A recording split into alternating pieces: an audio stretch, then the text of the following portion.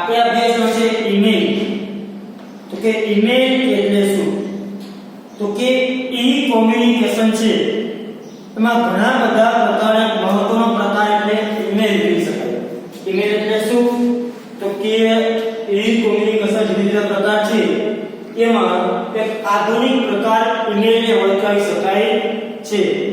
તો કે અત્યારના સમયમાં જે ઈમેલ છે એનો તો કે પત્ર વ્યવહાર કરવા માટે ઉપયોગમાં કરવામાં આવે છે. તો કે ઈમેલનો આધુનિક સમયમાં શેનો ઉપયોગ હતો? કે પત્ર વ્યવહાર કરવા માટે.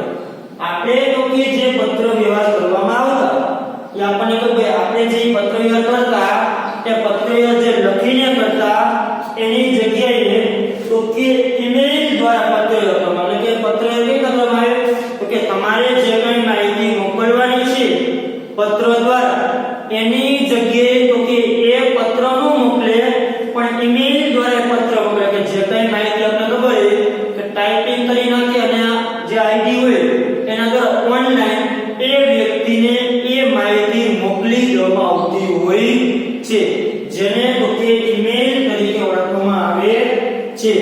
તો કે સામાન્ય રીતે કે ઈમેલનો ઉપયોગ તો કે માહિતી અને સંદેશાની આપલે માટે થતી હોય છે. જેમ પત્ર વ્યવહાર દ્વારા તો કે આપણે માહિતીની આપલે કરી છે તો કે પત્ર વ્યવહાર આપણે શું કરતા હોઈએ છીએ? તો કે માહિતી કે સંદેશાની આપણે જે કે આપલે કરતા હોય. આપણે પત્ર લખી સામેનો વ્યક્તિ આપણને પત્રનો જવાબ આપે.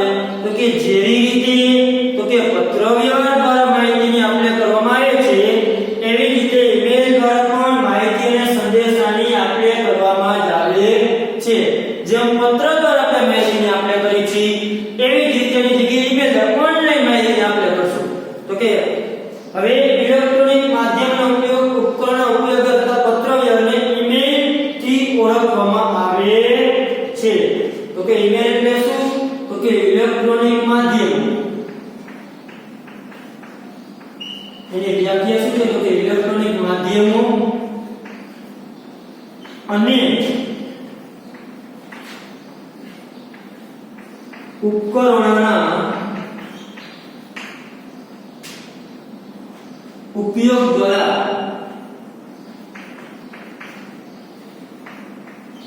થતા પત્ર વ્યવહારને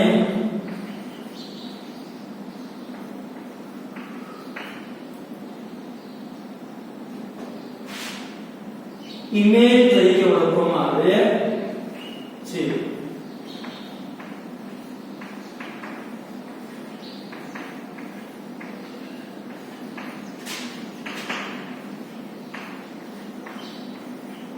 તો કે ઈમેલ એટલે શું? તો કે આપણે જે કાંઈ પત્ર વ્યવહાર કરી છે તો કે જે કાંઈ પત્ર વ્યવહાર કરવામાં આવે છે આ જે પત્ર વ્યવહાર કરવામાં આવે છે પણ આ પત્ર વ્યવહાર એટલે કે આપણે આગળ જોઈએ કે ઇલેક્ટ્રોનિક માધ્યમ અને સાધનના ઉપયોગ દ્વારા પત્ર વ્યવહાર તમે કરતા હો એટલે કે પત્ર વ્યવહાર કરો છો પણ મોબાઈલ કોમ્પ્યુટર કે લેપટોપ જે સાધન છે એ સાધનમાં તમે જે માહિતી પત્ર વ્યવહાર દ્વારા મોકલવા માંગો છો એ માહિતી ટાઈપિંગ કરી અને તમે માહિતી જેને કે ઈમેલ દ્વારા મોકલો. ઓનલાઈન ઇન્ટરનેટની મદદથી જેને કે પત્ર વ્યવહાર કર્યો કે એટલે કે એના દ્વારા પત્ર વ્યવહાર થતો એને શું કહેવાય છે? ટૂંકમાં ઈમેલ કહેવાય છે. જે કાંઈ પત્ર વ્યવહાર કરી છે પણ ઓનલાઈન થઈ ગયું તો ઈમેલ થઈ ગયું. વસ્તુ એક જ છે. ઓલું પત્ર લખી પછી મોકલવામાં આવતું પોસ્ટ કરીને. આ એટલે પોસ્ટ કંઈ કરવાનું નહીં.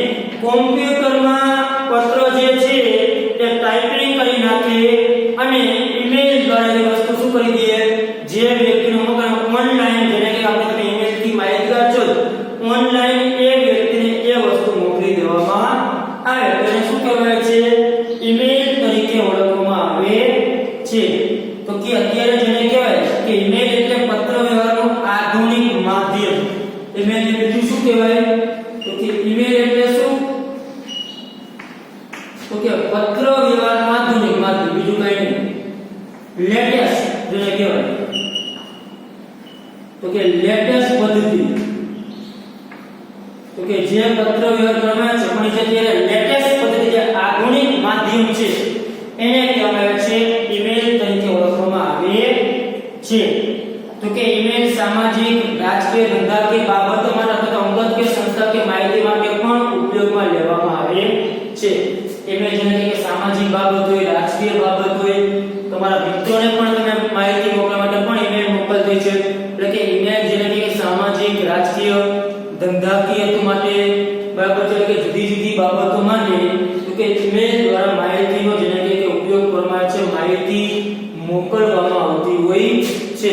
ઓનલાઈન અત્યારે મોસ્ટ ઓફ બધે ઈમેલ દ્વારા પત્ર વ્યવહાર કરતા હોય છે. કોઈ હાથેથી લખીને પત્ર કોઈ મોકલવા દે એવું કરતા નથી. ડાયરેક્ટ શું કહી દે ઈમેલ મોકલી દે. કેટલો હોય તમારો કેટલો ટાઈપિંગ કરેલું હોય એ કીધે કે હાલો તમારા ઈમેલ આઈડી ના લાવો, તમારી ઈમેલ આઈડી કેટલો તમે નાખી દેજો, ડાયરેક્ટ કેટલો મોકલી દે ઈમેલ આઈડી પર. અને સામેના વ્યક્તિ જે યોગ્ય લાગે તે પણ સામે શું કરી તમને રિટર્ન ઈમેલ કરી દેતા હોય છે. હવે ઈમેલનું સ્વરૂપ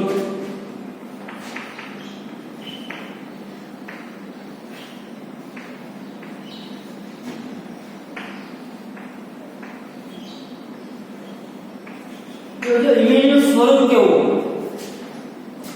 તો કે ઈમેલ મોકલનાર પોતાનું ઈમેલ એડ્રેસ હોવું જોઈએ, જેને ઈમેલ મોકલવો છે તેનું પણ ઈમેલ એડ્રેસ હોવું જોઈએ. આપણને ખબર છે કે ઈમેલ એડ્રેસ હોવું શું હોવું જોઈએ? ઈમેલ એડ્રેસ મોકલનાર અને મેળવનાર બંને. તો કે તમારે જો ઈમેલ મોકલવો હોય તો તમારે ઈમેલ એડ્રેસ હોવું જોઈએ. તો કે ઈમેલની સેવાઓ આપતી જે ગૂગલ, યાહૂ આ બધી કંપની શું કરે છે? ઈમેલની સેવા આપે છે. એમાં આપણું ઈમેલ એકાઉન્ટ શું હોવું જોઈએ?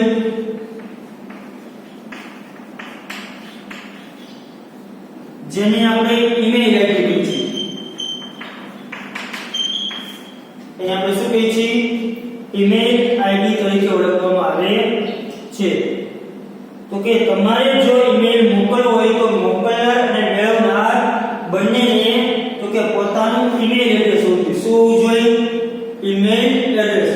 એટલે કે જેને મોકલનાર અને મેળવનાર, જે મોકલનાર છે એની પાસે પણ પોતાનું ઈમેલ આઈડી હોવું જોઈએ અને જે ઈમેલ મેળવનાર જેને મોકલવાનો છે એટલે કે જે મેળવનાર છે સામે પક્ષ એ બંનેનું તો કે ઈમેલ એડ્રેસ હોવું જોઈએ. તો કે ઈમેલ એડ્રેસ તો કે જે ઈમેલની જે સેવા આપતી જે કંપની છે, ઈમેલની સેવા કોણ તો કે ગૂગલ છે, યાહૂ આ બધી જે કંપની છે ગૂગલ,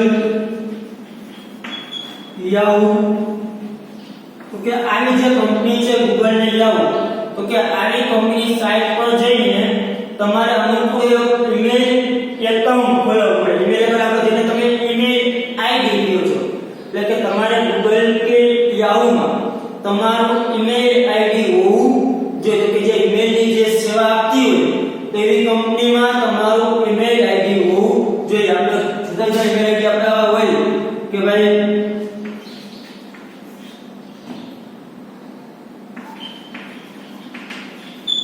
જય પટેલ @2277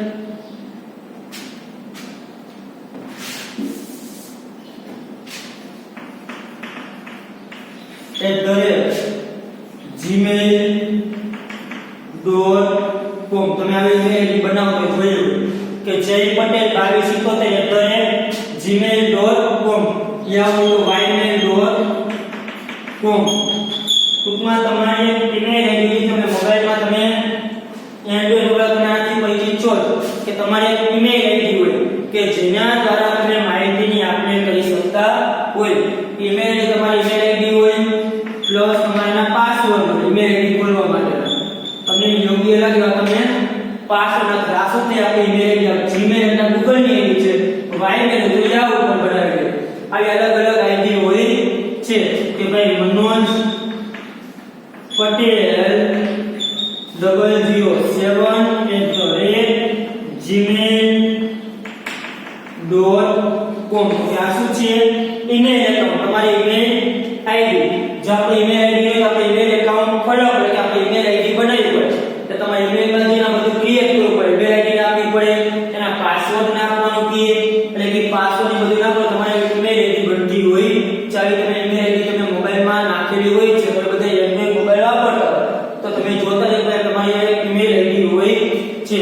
તો કે તમે જે ઈમેલ આઈડી ખોલી નાખો એટલે ઈમેલ એકાઉન્ટ હોય, પછી મારી કે જય પટેલ મનોજ પટેલને કાઈ પણ માહિતી મોકલવી છે તો જય પટેલજી છે એની આઈડી મોબાઈલમાં પડી ગઈ, પણ મનોજ પટેલને મોકલવાની છે તો મનોજ પટેલ તમે ઈમેલમાં જોતા હોય કે ટુ ફ્રોમ ને ઉપર આવતું હોય, બરાબર, તમારે જેને મોકલવાનું હોય, બરાબર છે, તો ટુ માં એની આઈડી નાખી દે એટલે તમારો કેમ કે તમારી આઈડી મોકલો, પછી તમે એની આઈડી નાખી તમે જે કાંઈ માહિતી મોકલવા માંગતા હોય એની આઈડી માં તમે સેન્ડ કરો તમારો ઈમેલ એમાં વહી ગયો. પણ તમારા ઈમેલ આઈડી તમે જોતા હોય કે આ ઈમેલ આઈડી હોય છે, એટલે કે બંને પક્ષોએ મોકલનાર અને મેળવનાર બંનેની ઈમેલ આઈડી હોવી જોઈએ, જેને ઈમેલ એકાઉન્ટ તરીકે ઓળખવામાં આવે છે.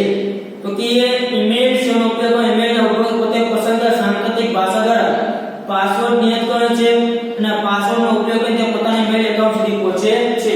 મેં કીધું કે ભાઈ પાસવર્ડ તમારે કંઈ પણ નાખવો પડે તમને યોગ્ય લાગે એવો, તો કે 7-8 આપણા જેને કે પાસવર્ડ નાખતે ગયા આપણા પાસવર્ડ કે જે પાસવર્ડ દ્વારા આપણું ઈમેલ એકાઉન્ટ ખુલે છે, પણ અત્યારે મોબાઈલમાં તમારી ઈમેલ આઈડી તમે એકવાર પાસવર્ડ દ્વારા ખોલી નાખો તમારી પાસે એમનો ઈમેલ આઈડી ખુલી જશે, પછી તમે એને લોગ આઉટ ન કરો તો ઈમેલ આઈડી એમને ખુલી જાય, પણ તમે જો લોગ આઉટ કરી નાખો તો પાછું તમારું ઈમેલ આઈડી શું થઈ જાય, બંધ થઈ જાય. પછી વળી તમારે ઈમેલ આઈડી ખોલવી તો તમે જે ઈમેલ આઈડી છે તે ઈમેલ આઈડી અને તમે જે પાસવર્ડ નાખ્યો તમને ખબર છે, તમે કેમ ફેસબુકમાં તમારું એકાઉન્ટ જે રીતે ખોલો પાસવર્ડ તમારી ફેસબુક ની આઈડી, એવી જ રીતે તમારે જો ઈમેલ આઈડી ખોલવી હોય તો તમારી જે ઈમેલ આઈડી છે એ બરાબર તમે આઈડી મોબાઈલમાં બનાવો છો કે આ આઈડી બરાબર, પછી આઈડી નાખો, પછી તમે જે પાસવર્ડ તમે નક્કી કર્યો જે ગુપ્ત રીતે તમે રાખેલા હોય એ પાસવર્ડ નાખો એટલે તમે તમારું ઈમેલ એકાઉન્ટ ખુલે છે. અને પછી બંને પક્ષકારને ઇન્ટરનેટ દ્વારા કોઈ પણ બાબતની જેને કે ઈમેલ દ્વારા તો કે એકબીજાના જેને કે મોકલી શકાય છે. બંને પક્ષની ઈમેલ આઈડી હોય પછી ઇન્ટરનેટના માધ્યમ દ્વારા તો કે બરાબર છે, તો કે ઈમેલ આઈડી કે કોમ્પ્યુટરમાંથી કોમ્પ્યુટર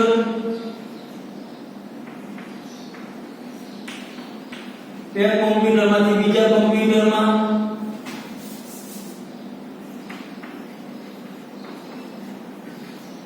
કોમ્પ્યુટરથી કોમ્પ્યુટર, કોમ્પ્યુટર દ્વારા મોબાઈલ ફોન કે મોબાઈલ ફોનથી કોમ્પ્યુટરમાં કે મોબાઈલ ફોનથી મોબાઈલ ફોનમાં ઇન્ટરનેટ દ્વારા તમે કોઈ પણ ઈમેલ મોકલાવીને પ્રાપ્ત કરી શકી છીએ. પછી આપણે જાણીએ કે કોમ્પ્યુટરથી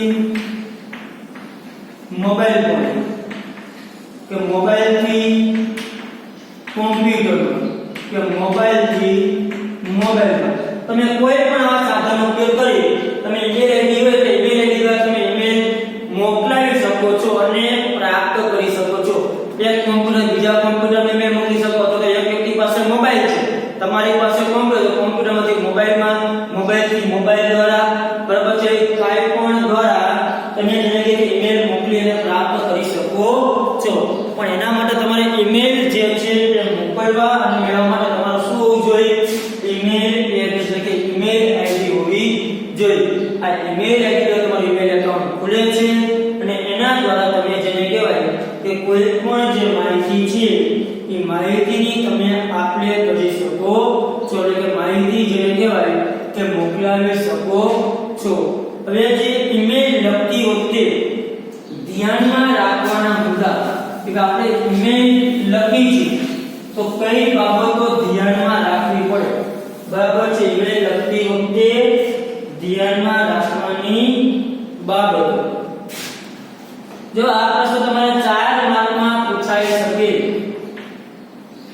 ઈમેલ લખતી વખતે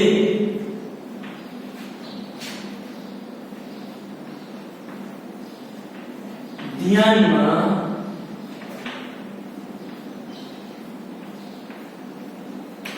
રાખવાના મુદ્દા. તો ભાઈ ઈમેલ લખતી વખતે તમારે કઈ બાબત ધ્યાનમાં રાખવી પડે છે. તો કે પહેલું બંનેના ઈમેલ એડ્રેસ હોય. શું હોવા જોઈએ? બંને પક્ષકારના ઈમેલ એડ્રેસ એટલે કે બેની ઈમેલ આઈડી હોવી જોઈએ. તો કે મોકલનાર અને મેળવનાર બંનેની તો કે જે પત્રમાં જે સરનામું લખતા ને પત્રમાં શું લખે લખનાર અને મેળવનાર સરનામું એ સરનામાની જગ્યાએ બંનેની શું હોવી જોઈએ? ઈમેલ એટલે કે બંનેની ઈમેલ આઈડી હોવી જોઈએ. જો ઈમેલ જે ઈમેલ મેળવનાર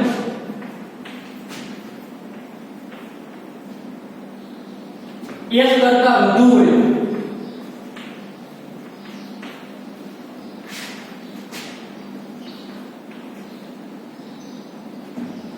તો તેમના ઈમેલ એડ્રેસ જે છે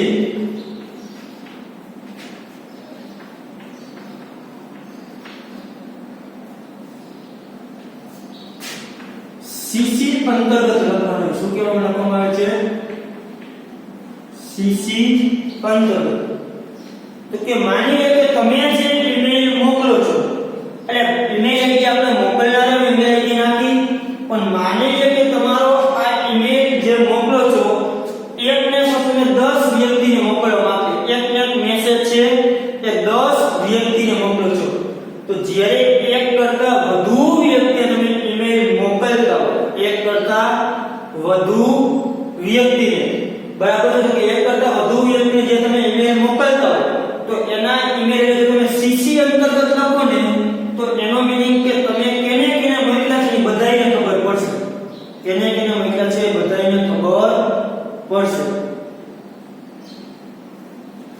પણ જો આ ઈમેલ એડ્રેસ બીસીસી અંતર્ગત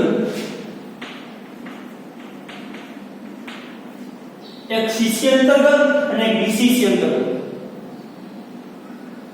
હવે સીસી અંતર્ગત એટલે એવી ઈમેલ આઈડી કે માની લો કે તમે જે ઈમેલ મોકલેલો છે આ ઈમેલ તમે જે મોકલો ઈમેલ આઈડી દ્વારા હવે સામેની તમે જેના વિશે મને 10 ઈમેલ આઈડી નહીં 10 વ્યક્તિ એ તમે જેને જેને બધાય જોઈ શકો છો. બધાય મને ખબર છે મેં ઈમેલ મોકલ્યો મેં 10 જણ મોકલ્યો છે મારો બધું જોઈ શકો છો કે આવવાનો મેસેજ આ બીજા 9 જણને મોકલ્યો છે. જે બધાને તમે દેખાડવા માંગતા હોય ને તો સીસી અંતર્ગત લખવાનું. માની લ્યો કે તમે જે અમુક મેળવનારને બીજા પણ ઈમેલમાં જાણ ન થાય એટલે કે બીજાને જાણ ન થાય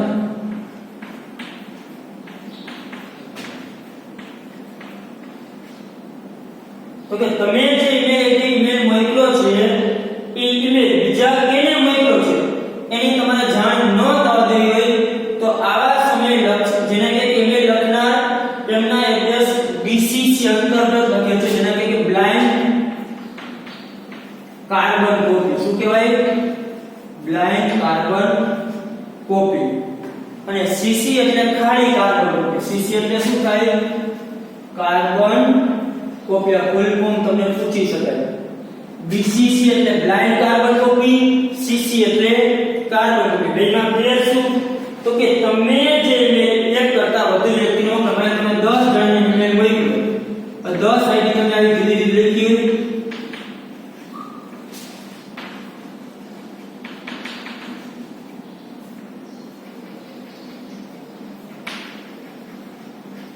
અહીં તમારે અલગ ઈમેલ આઈડી લખો. હવે તમે તો મોકલનાર એક જ છો. તમે આ જુદા જુદા 10 વ્યક્તિને એકને એક વસ્તુ મોકલી છે ઈમેલ દ્વારા માહિતી મોકલેલી છે. હવે જઈ મોકલેલી ઈમેલ મેળવો હોય જો તમે સીસી અંતર્ગત બધાને એડ્રેસ નાખી તમે જેટલા વ્યક્તિને ઈમેલ મોકલવા માંગો છો એ બધાને એડ્રેસ તમે 2 માં નાખશો. બધાની 10 વ્યક્તિનો 10 ની આઈડી તમે ઈમેલમાં નાખો. જો તમે સીસી અંતર્ગત એડ્રેસ બધાની ઈમેલ આઈડી નાખી છે તો જેને મોકલેલો છે એ વ્યક્તિ જોઈ શકશે કે મારા જેવો આપણે આટલા જણા મેળવ્યો છે મારા જેવો મેસેજ. પણ આ ઈમેલ એડ્રેસ તમે બીસીસી અંતર્ગત બ્લાઇન્ડ કાર્બન કોપી ઈમેલ મોકલો તો જેને મેળવ્યો છે એને થાય કે એને ખબર કે મારા જેવી માહિતી બીજા આને મોકલી છે તો ઈ એને ખબર પડશે. અને ક્યારે તો કે બ્લાઇન્ડ કાર્બન કોપીમાં એડ્રેસ નાખ્યા હોય તો એને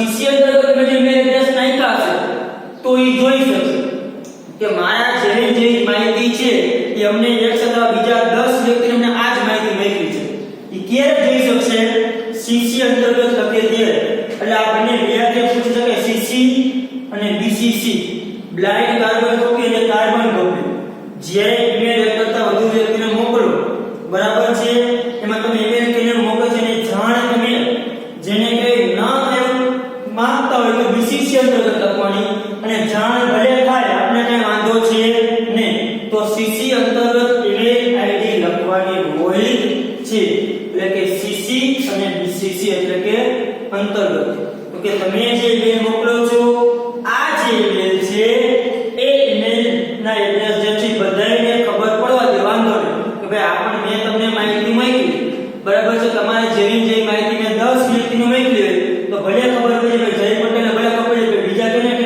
આવી આઈડી માં આના જ ઈમેલ મોકલવામાં આવ્યો છે જો એવું તમે દેખાડવા માંગતા તો સીસી અંતર્ગત લખવાનું પણ તમે એવું કરવા માંગતા કે આપણે ભલે એક મોકલી છે 10 વ્યક્તિને એકને માહિતી પણ કોઈને ખાનેદાર ખબર ન પડે આની મોકલી આની મોકલી પણ આને એનો ખબર પડી કે આના માહિતી મેં આની મોકલી છે તો મારે એડ્રેસ એમાં લખવું પડે બીસીસી અંતર્ગત લખવામાં આવે એટલે કે ઈમેલ લખનાર જો એવું ઈચ્છતો હોય કે જેને કહેવાય કે અમુક મેળવનારને બીજા કોઈને મેળવે કે એને જાણ ન થાય ત્યારે કે ઈમેલ મેળવે એવું છે કે ઈમેલ મેળવનાર બધા પૈકી અમુક મેળવનારને બીજા કોઈને ઈમેલ મોકલ્યો છે એ અંગેની જાણ થાય ને બધા પૈકી અમુક જેને કે આપણે જેને કહેવા માંગતા હોય જાણ ન થાય ત્યારે લખવામાં આવે છે બીસીસી અંતર્ગત અને સીસીસી આ બે વ્યાખ્યા જે છે આઈએમપી છે તમારે બરાબર છે ઈમેલમાં ધ્યાનમાં રાખવાની બાબતોમાં સીસી અને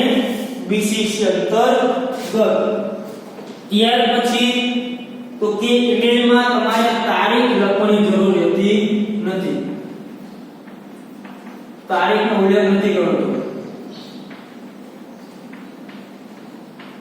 એટલે કે તમારે તારીખનો ઉલ્લેખ અલગથી કરવાનો રહેતો નથી શા માટે તો કે આપણને ખબર છે કે ઈમેલ તમે મોકલશો એટલે મોબાઈલ દ્વારા જે કંઈ માહિતી મોકલો એમાં ઓટોમેટિક તારીખ અને સમય આપણે આવી જાય છે ખબર પડી જાય તમે કોઈ પણ મેસેજ આપણે મોકલી કોઈ પણ વ્યક્તિ તો આપણે તારીખની લખવું નથી પડતું આપણે જોઈ દે તો કે આ મેસેજ આટલી તારીખે આટલા વાગ્યે મોકલ્યો એટલે કે ઈમેલમાં તમારે તારીખ લખવાની જરૂર રહેતી નથી કેમ કે તારીખ અને સમય જે છે તે ઓટોમેટિક જ આવી જશે એટલે કે તારીખનો ઉલ્લેખ તમારે અલગથી કરવાનો રહેશે નહીં ત્યાર પછી વિષય ફરજિયાત લખવાનો ઈમેલમાં તમારે વિષય લખવો શું છે જરૂરી છે ફરજિયાત ત્યાર પછી ઈમેલમાં સંબોધન હોવું જોઈએ સંબોધન આપણે જે પ્રતિ શ્રી શ્રીમાન જે કંઈ કહી બરાબર છે જે પત્રમાં આપણે જેમ સંબોધન આપ્યું તે ઈમેલમાં રિસ્પેક્ટેડ સર જે કંઈ સંબોધન લખવું પડે તે સંબોધન અને વિષય ફરજિયાત લખવામાં આવે છે ત્યાર પછી ઈમેલમાં જે લખાણ કરો એ ટૂંકું અને સ્પષ્ટ હોવું જોઈએ કેવું હોવું જોઈએ તો કે ઈમેલનું લખાણ ટૂંકું અને સ્પષ્ટ સમજી શકાય એવું હોવું જોઈએ અને અંતમાં ઈમેલના અંતમાં જેને કહે કે ઈમેલ પૂરું નામ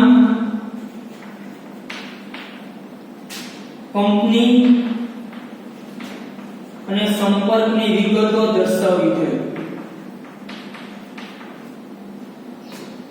તો કે ઈમેલ જે મોકલનાર છે એને ઈમેલ પૂરો થાય એટલે છેલ્લે અંતમાં ઈમેલ મોકલનાર પોતાનું પૂરું નામ કઈ કંપનીમાં છે કંપની અને પોતાના સંપર્ક વિગત કે પોતાના મોબાઈલ નંબર કઈ માહિતી આપી કે કાંઈ પણ પ્રશ્ન તમે આમાં સંપર્ક કરી શકો એટલે કે ઈમેલમાં અંતમાં તમારે આ દર્શાવવું ફરજિયાત છે ત્યાર પછી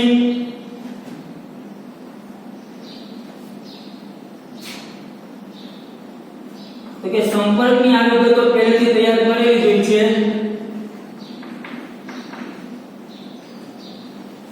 તો કે સહીના ભાગ રૂપે હોય છે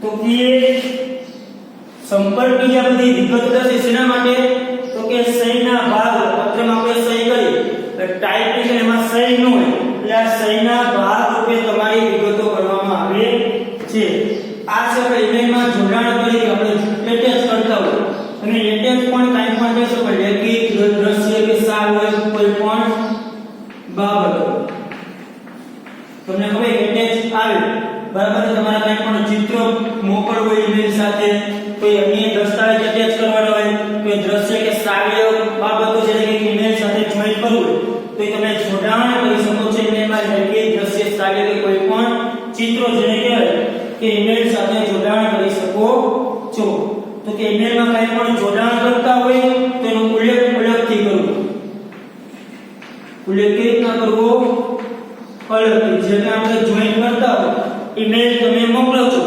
એની સાથે જે કાંઈ જોઈન કર્યું છે બરાબર છે કોઈ પણ તમે ચિત્ર એની સાથે જોઈન કર્યું હોય કોઈ ચિત્ર હોય કોઈ તમારો કેટલોગ છે ઈમેલ સાથે પાછળ એટેચ કર્યું હોય તો એટેચ આપણે કરી શકીએ છીએ પણ એનો તમારે અલગથી ઉલ્લેખ કરવો અને ઈમેલ મોકલતા પહેલા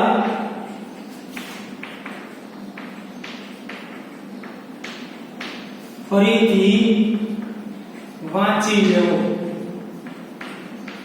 કે તમે જે ઈમેલ મોકલો છો એ મોકલતા પહેલા એક વખત તમે જે કંઈ ઈમેલનું લખાણ કર્યું છે એ લખાણ એકવાર વાંચ્યા બાદ પછી ઈમેલ મોકલવો એટલે કે ઈમેલ લખતા આટલી બાબતો તમારે ધ્યાનમાં રાખવાની હોય છે બરાબર છે કે ઈમેલ લખતી વખતે તો કે આટલી બાબતોનું તો કે ધ્યાન રાખવામાં આવે છે જેની ચકાસણી કરવામાં આવે છે જે તમારે પેજ નંબર 62 ઉપર છે પહેલું તો શું તો કે બંનેના ઈમેલ આઈડી હોવા જોઈએ ઈમેલ મેળવનાર જે કરતા વધુ હોય તો જો તમે સીસીએમ તરીકે એડ્રેસ લખો તો મેં કહ્યું કે તમે કેને ઈમેલ મોકલ્યો છે એ દરેક વ્યક્તિ જોઈ શકશે કે આપણા જે માહિતી આટલા વ્યક્તિને મોકલેલી છે પણ તમે જો બીસીસી અંતર્ગત લખશો એટલે કે બીજાને જાણ નહીં થાય તમે આ ઈમેલ બીજા કોઈને મોકલ્યો છે અન્યને જાણ થશે નહીં ત્યાર પછી મેં તારીખનો તમારે અલગથી ઉલ્લેખ કરવાનો રહેતો નથી કેમ કે ઓટોમેટિક આવી જાય છે તારીખ અને